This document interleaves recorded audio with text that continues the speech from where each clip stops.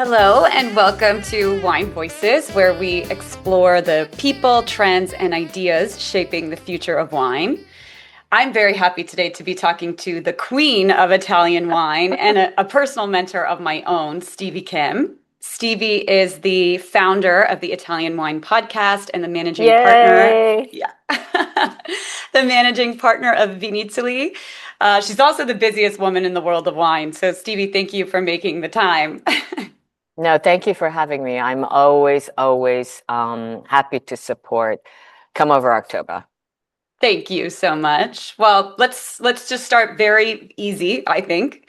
Tell us how you made your way into the world of wine. Well, it's actually not that easy. It's a very long story.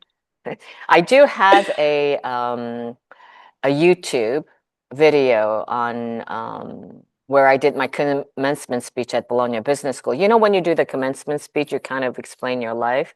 Yeah. Um, but to make a very long story short, I didn't want to get a divorce from my husband because I was working with him, which I don't recommend anyone else doing.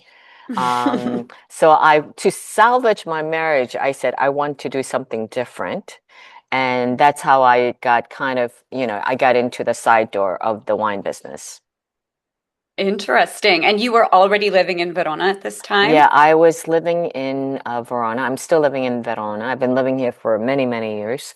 I know I look great because I'm Asian, but I'm actually really old, very, very old. Yeah, I was already in Verona, and Verona is a very small place. Everybody knows Yeah. each other, so. Yeah. Yeah. Well, you since then have done so many things. You've been heralded as the Italian wine evangelist. You're the madrina of the Contrada di Etna. You're everything. And these are all very well-earned titles. But you've said that it really helps that you're not Italian and also not a wine expert. So what do you think an outsider really saw about the wine culture that insiders may have stopped noticing? You know what? So I guess Italians instinctively, right, connect with wine, place, food, family, la storia, of which we are maybe less accustomed to. Well, you're Italian, right? Yeah, Hmm. so you're much more familiar. Um, but I think like for most of us, who are foreigners, quote unquote, you see a bottle of wine and it's a very long-winded, difficult denomination, the names, the territory, and also, as you know, very unfamiliar grape at times. Right. So, Hmm. and I think because I wasn't coming from wine, I don't have any wine training. I, in a way, it worked to my advantage because started asking simple questions, right? Like, why should anyone care, or how do we explain wine without making people feel stupid? Hmm. I think that's what one of the terrible things about wine experts, right? Because they make you feel stupid. But not being an expert myself, I think that really helped me to translate what Italian wine is to people from the rest of the world. Yeah, so you're like the middleman, the Yeah, middlewoman. I'm kind of bridging the gap, right? Like, and Yeah, I mean, I don't have to prove anything to anybody that my palate is better than the next, right? Because there are so many people doing that already. I just yeah, want to simplify and demystify Italian wine. yeah. Fantastic. And I think you've done an amazing job at that. I mean, I truly believe that since you've come in, there has been this like really beautiful lift in trajectory of Italian wine. I mean, that's such a broad term, right? We Mm, know that well, but still, this kind of the presence of the stories has really grown so much from what I see here in California. So take us back to that beginning point. So you started at Verona Fiere in 2009 as an where did you advisor. get that? That is 2009. what Google said. Is that wrong? Is that Oh, really? incorrect? I think I started maybe a year after. I'm not sure. Okay. 2009 seems really early. Maybe, I don't know. It's been so long. There was COVID in between. So Yes. but I feel Yes. like I started more like 10. I mean, Okay. listen, 2010, like okay, fast rewind, 15 years or so, right? I mean, Yeah. Vinitaly was already, I think, in the wine world, had significant authority. It was fairly well known, and it was quite, I guess, big. I mean, grandezza, the size, Yeah. right? I mean, it's like hundreds at the time. I think it was more like 150,000 attendees, right? 4,000 producers. It's huge.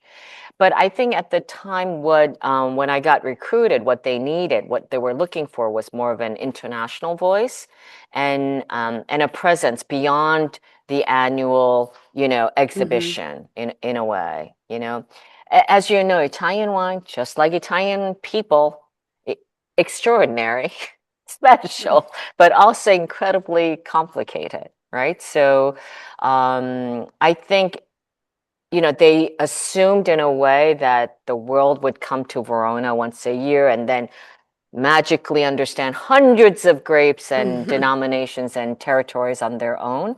So, whereas where I was coming from, I thought Vinitaly needed to travel, go to them, go to the world, to travel, educate, communicate all year round, not just an annual event, right? And more importantly, you needed to speak English, Hmm. right? So and something in the beginning, it was a little bit more. I'm not saying hostile to, um, for me, but the digital, marketing, the digital formats to build relationships before and after the fair, right? Not just during. And this was kind of, I think, a different concept. I mean, it was never about the quality of the wine, Hmm. because I think everyone is so focused on especially the winemakers, what's inside the bottle. You know that, right? You make wine, you come from a wine family, but the real challenge was to, you know, um, help spreading the gospel, right, to the rest of the world. Why it mattered. I guess that's kind Yeah. of the thing. And so was born the Vinitaly International Academy, Yeah, I which mean, is, yeah, no, go ahead. yeah, you know something about that. Well, you have certified hundreds of Italian wine ambassadors globally. But what, the I think beautiful thing about this program, as you said, there has to be a way to kind of translate the complex library of the grapes, but this does more than that. It's really an ambassador for Italian culture. So how did you design a program to be able to do that across so many different cultures? First of all, when I started with Vinitaly, my first baby was OperaWine. Okay, so that was the sexy and glamorous event with Wine Spectator, the opening act, and it was very successful and well received from the get-go, right? And the other part was that I was traveling to different countries and doing kind of a roadshow, whether it Hmm. was Russia, whether it was China, whether it was Hong Kong, and of course stateside. So the thing with the difference between Vinitaly Verona and Vinitaly when it goes abroad, especially in America, in America, like especially in New York or other big cities like, Miami or Los Angeles, every day there's a wine event, right? At Vinitaly is kind of an aggregator in Verona. Under the umbrella of Vinitaly, there's everything you can imagine, right? Whether it's the Italian wine regions, all 20 of them, whether they're the consortiums, where they're the magazines, right? Gambero Rosso, Slow Wine, all of Mm. these are under Vinitaly umbrella in Verona. But soon as you go out, stateside, we're kind of competing with the others, right? So like Vinitaly event is competing with like Gambero Slow Wine and the Hmm. portfolio tasting and the regional tasting. So I didn't really see the value add in that the way we were doing. Right now, it's a little bit different story because it's huge, Vinitaly USA in New York, but that's another story. So I said, what can Vinitaly offer that these wine events cannot, though it's single consortiums and regional representations cannot do on their own. And, I come from a medical field and I had started a master's program. I know you're going to laugh. It's a cognitive behavioral therapy in eating disorders and obesity for medical doctors and psychologists. And I said, why don't we do something like that to certify, right? Hmm. So that we can actually certify, maybe not so many, but, little batches at a time to create Italian wine ambassadors. And that's how it started. And that was 11 years ago, right? Um, So, and that really has taken hold because I think it makes sense to create that community, if you will. I mean, we've trained about 2,000 candidates now to date. And I think that's like 35 editions between flagship in Verona, which is 5 days, abroad, which is 2 days, the satellite division. And we have certified now more than 500 Italian wine ambassadors. As you know, though, it's a tough exam. 3 MWs failed the exam. I mean, it's very, very tough. You have to really yeah. study and believe in it. But I think the community has grown together, surprisingly. And I mean, some people call us the cult, in a way, because we're so tight, right? Yeah. It's not something actually what I expected in a way, right? Yeah. So it grew to create visibility, education, community, and all of that good stuff. And I think it's important that we have a chat, as you know, and everyone is supportive of each other.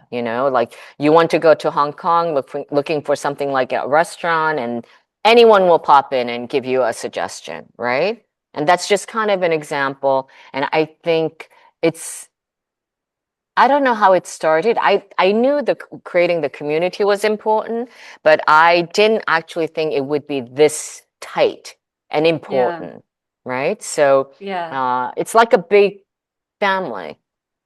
It really is. And you know what, Steve? I think there's something to be said for trauma bonding because we all have gone through this most rigorous thing and we can recognize it in each other. Yeah, I think via, of course, Vinitaly International Academy is um, demanding, to say the least, right? Right, 40 Yeah. hours of online study, self-study, and come and do, taste like in Verona, you taste like 250 wines. But the shared suffering is Yeah. a very effective bonding exercise. I really believe Yes. that. Nothing creates friendship quite like, identifying obscure Italian grape varieties under examination conditions. I mean, you Yes. guys, in Verona, you eat, you sleep, you study, and you do everything together, like for 5 entire days. So that it's very intense, right? Yeah. But I mean, I'm very, very happy that we've created this living global Italian wine network, if you will, right? Yeah. I think there's none other like it in the world, to be quite honest. I agree. And even, I mean, I'll come right down to the core point of Come Over October, which I think it's, a testament of how wine unites people. But even within the wine world, this community is so unique. Yeah, I love it. I mean, it's our pride and joy, so. Yeah. Yeah. Well, let's shift to talking a little bit about kind of your media and digital empire you've created, because you really did build one of the first podcast and video franchises in wine media, definitely before it was standard practice. So, what made you confident that this format would work in a category as traditional as Italian wine? I am not sure it was confidence. Definitely not. Maybe like a bit of ego. I don't know. Thinking that you can actually make a difference. I mean, that's my main problem. But I think it was probably more curiosity.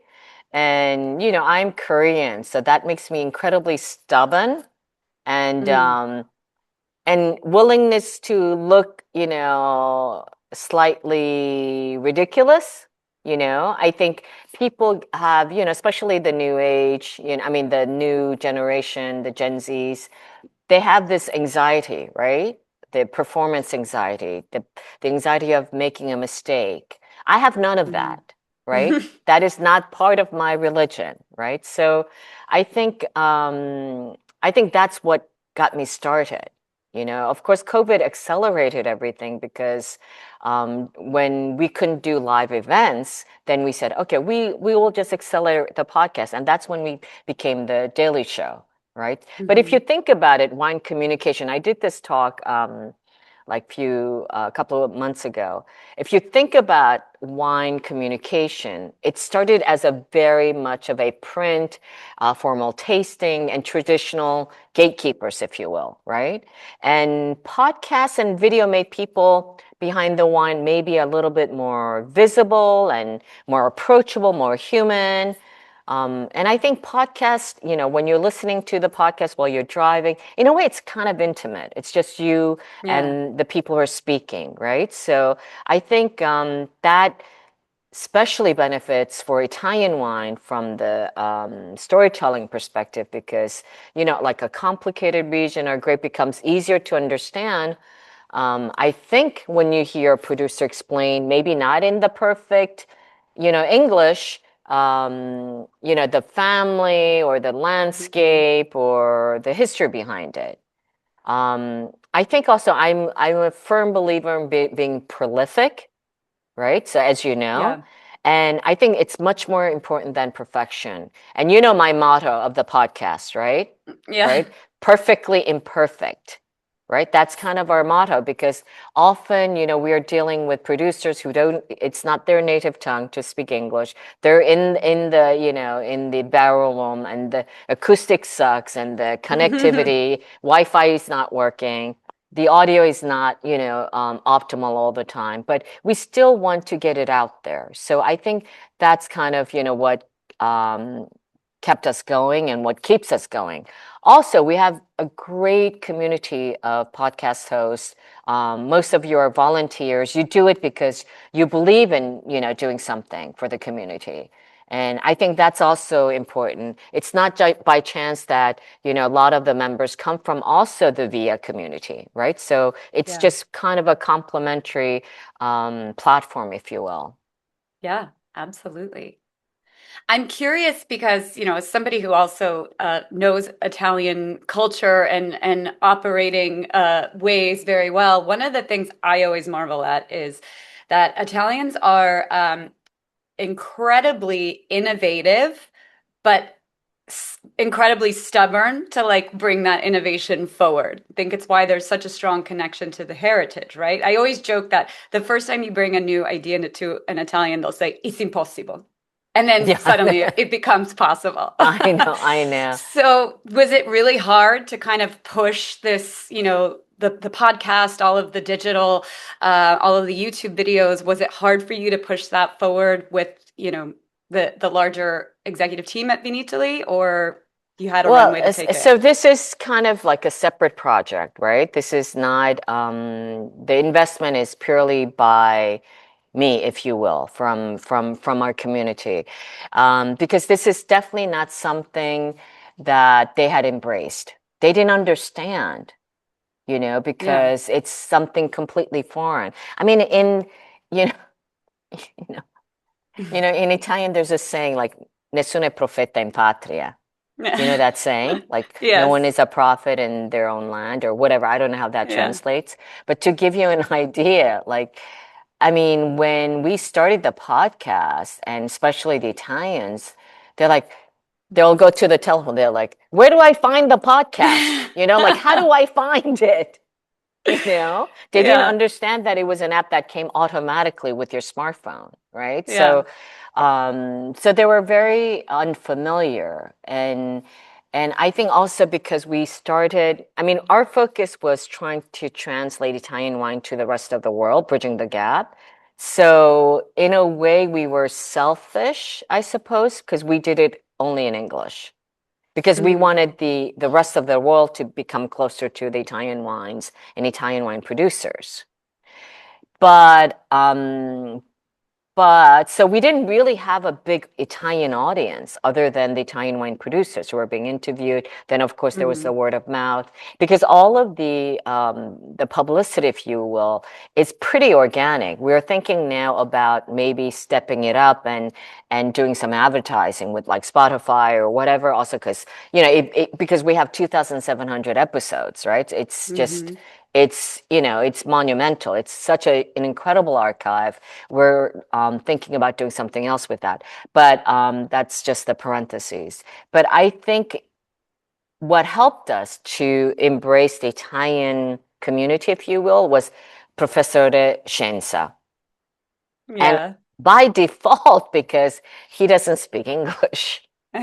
Although now we can make him speak English with AI, it's kind Yeah. of funny, and he responds to a lot of the journalists now with Google Translate, and now he speaks to all the journalists, international journalists. But the fact that he did not speak English created a necessary condition for us to create a series, which I called "Everybody Needs a Bit of Scienza." And we did the interviews where we gathered the questions coming from the VIA community or elsewhere, and we asked him questions. And I would ask in English, and he would answer in Italian. And that kind of opened up our entire another world in terms of our Hmm. audience, because of course, all of the wine community, wine producers, a lot of the very famous wine producers were literally his students.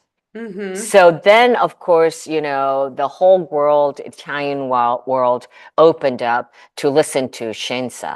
So now we have a good portion also of the Italian wine listeners that gets contaminated and listen to also the English pods, right? That's great. So Yeah. yeah, so you know, nessuno è profeta in patria. And for anyone who doesn't know, Professor Scienza he's the leading grapevine geneticist in the world, right? Absolutely. I mean, he Yeah. looks like he's 100, but he's only 81. He's only 81 this year. And he's just an incredibly generous professor, like real Yes. professor, right? So he Yeah. always, even I think for those who don't speak Italian, he can somehow transpire that energy and the kindness and the generosity of his knowledge, right? Yeah. And I think he's been a wonderful contribution to the VIA community as well. I mean, yeah, absolutely. And he has the best sense of humor. He gets Yeah, on he's yeah. Pelotons with you and Yeah. Yeah, we make him do also because he's such a revered, like incredibly, he was the president of, Comitato del Vino. He's such revered professor. And then I think and he doesn't have social media, of course. So when he came on board, we just completely used him. And like we put him everywhere on TikTok doing dances, doing, all sorts of, audio, video, visuals. But he was always game, so I think yeah. people were Yeah. shocked. The Italians were kind of shocked because they saw completely a different side of this professor, the most revered professor, right, in Yeah. in vine genetics. I think this is a perfect example of how you are that bridge. You find that kind of lighter, more fun, more personal voice alongside the institutional one. And I think that's why it works so well. Yeah, I think, I mean, mostly, I'm not altruistic. I need to laugh when I do things. I need to have a good time. Otherwise, like, then it Yeah. really feels like work, right? I mean, some people say, like, if you're enjoying it doesn't feel like work. And that's like me. Of course, I have to make enough money so I can pay people, right? So, but I'm, genuinely trying at least to have a good time. And I do have to make myself laugh because otherwise, why are we doing this, right? So, and Professor Shensa it's a great example. Yeah. Well, let's shift over to Come Over October a little bit more. So, one of the things, maybe at its core, that it's trying to do is kind of import that Italian instinct of wine as connection, not just consumption, wine as food, wine as culture, into American life and American gathering habits. And Do you think this instinct is still really holding with the younger generations of Italians, or is it fading there Uh, too? it's funny you asked that because we were just in Calabria and it was a completely a B2C event. I don't know how many people they have. I mean, it's huge. It's amazing. They did such a huge investment. It's called Vinitaly in the City, and it's a completely a Hmm. B2C event. And there were plenty of young attendees, and we asked them actually these questions because I'm like, why are we always speculating? Why don't we just ask Hmm. them? Right? So, I mean, listen, I think it still exists, this Italian instinct, if you will, but it's not as romantic as we make it up to be, right? I Hmm. mean, there's no doubt young Italians are drinking less, right? And definitely socializing in a different way than what we used to think, right? So they are influenced because now there's this thing called internet. I don't know Hmm. if you've heard, but like Yeah. there's internet, there's there's TV, and everything is completely become global, right? So the trends are global. It's not just Italian or from Puglia or to Calabria. They have so many more choices than their previous generations. So um, you can't just assume wine loyalty because it's part of the Hmm. Italian culture. But the connection between wine, food, and I think being together is still very strong. And it's related much more to experience, right? And I think, and I think this kind of segues nicely into the Come Over October, which is the message is it's not just drink more wine, Hmm. it's to make more space, do more things and share the wine with each other, more experience, right? So I Exactly. think we have to think about the different occasions, the different experiences. So these kids were, enjoying wine. They get 3 tokens, so they were trying wine. Of course, the main attraction is food. I mean, we have Right. to be honest with ourselves, like I know like a lot of the Italian wine producers, they're chasing all the Michelin stars because they want to be listed in the wines. And paradoxically, the chefs can give a shit about the wines, they are only focused on the food. But I think we have to be more focused on having the wine with food, right? I think that's an Hmm. important element. So these kids will have some food and some wine together, and I think that is kind of, and also like trying different things. That was an experience for them. So Yeah.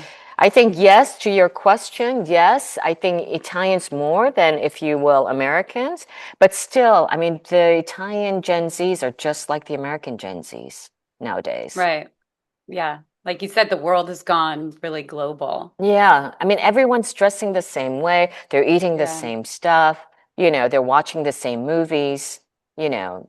Yeah. But one thing that really excites me, as somebody who spent so much time in Italy growing up, 10 years ago, 15 years ago, if I said offered somebody in the US an Aperol Spritz, they would say, "What is that? And why is it Right, that right. color?" And now Spritz culture has arrived. I know, And but that, that's kind of like the good and the bad, right? Because it's yes, absolutely. And I think one of the underestimated trend of Prosecco is because of the spritz, yes. right? Yeah. But so that's fine. But because it's so damn colorful and Instagrammable, they offer this damn sweet, Yeah. spritzaperol instead of like trying a glass of wine, right? Because spritzaperol is easy. It's like gin tonic spritzaperol, Yeah. right? But whereas the wine, maybe they have to put a little more thought into it. So then we should ask ourselves, like, how can we make wine more like spritzaperol in a way, or gin tonic, Yeah. right? Or get them So, to understand, make it a gateway. Get them to understand this is wine based. So next, after yep, your spritz, move yeah, on to this great white wine or something. yeah. I think we need to work on that. Yeah. But at least it's here. We have a foundation now to start Yeah. from. Yeah, absolutely. All right. Well, I don't want to take up too much of your time because you've been so generous with it. So I have two kind of wrap up questions. But looking ahead in, 5 years, how do you want, you have Vinitaly, you have Wine to Wine, OperaWine, Vinitaly International. How do you want these to evolve? Well, I mean, we need a lot of time for this, obviously. Yeah.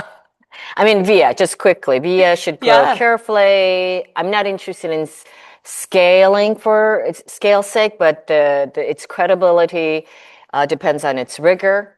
You know, Sarah Heller, of course, MW, Yeah. she's an absolute gold mine for me. Continued education and the quality of supporting each other in its community.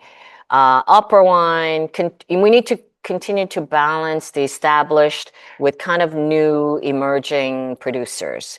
We're really working on that, right? Also to kind of because it's everybody wants to be in opera wine, everybody wants to attend opera wine. So, but we still want to try to mitigate like being kind of stale in a way, right? Like do Hmm. something different every year. Wine to Wine, we're coming to New York, so it's incredibly challenging. It's not, so many sessions. It's a lot less. It's about 20 or so. But we have to keep on asking the uncomfortable questions about younger consumers, about health. Hmm. There was this ridiculous report that Manuela just sent it to me about how WHO, they did a short document about how they should eliminate wine from workplaces and conferences. I mean, it's crazy, right? Yeah. So health, yes, but with some attention. Technology, distribution, all of these things, and the future for supporting the small producers. That's kind of a priority. Of course, like everything, we have to focus on innovation, but becoming more accessible without becoming too, like, without dumbing down, if you will, right? More Exactly. Yeah. digital without becoming impersonal. It's a delicate balance, and more international without losing what makes Italian wine specific. So Yeah. it's a balancing act, right? So it's in constant evolution, and I guess the way in 5 years from now, maybe I can have other people taking over what I'm doing and trying to support them. Yeah. Well, that's a great lead in then to my last question because I have to ask you, I mean, even a serious knee injury didn't seem to slow you down. So, do you think you'll ever retire or you'll do this forever? I don't think I'll retire in the traditional sense. I mean, like getting on a plane every week or going to every event or I'm doing less, if you can believe that. Before COVID, I was doing a lot more. But I would like to move from doing everything myself to creating more space for others. That's kind of my Hmm. thing. And, there's certainly a new generation of educators, podcasters like yourself, communicators, wine professionals, who are more digital, more international, and less tolerant of like the hierarchies in a way. So I think my goal is to create a platforms, open doors, create opportunities for others, connect people, you know, and then maybe occasionally interfere when nobody asks me to. That's kind of my thing. That's a great answer. I mean, such Yeah. a beautiful way. You're very self-aware and I've always thought of you as somebody who has opened so many doors for me. Don't think I would be where I am without all of that you've done in my life. So, Well, you're an incredible contributor to the community, and we thank you for that as well. thank you so much. Uh, if we were together, we would cheers a glass right now. Yeah, absolutely. I have like Well, some like old like I don't know how old this like tea is, but it's sitting here. yeah, I have the world's largest water bottle, so. Yeah, absolutely. Well, thank you again, Stevie, for your time. I know it's very, very precious, so I really appreciate it.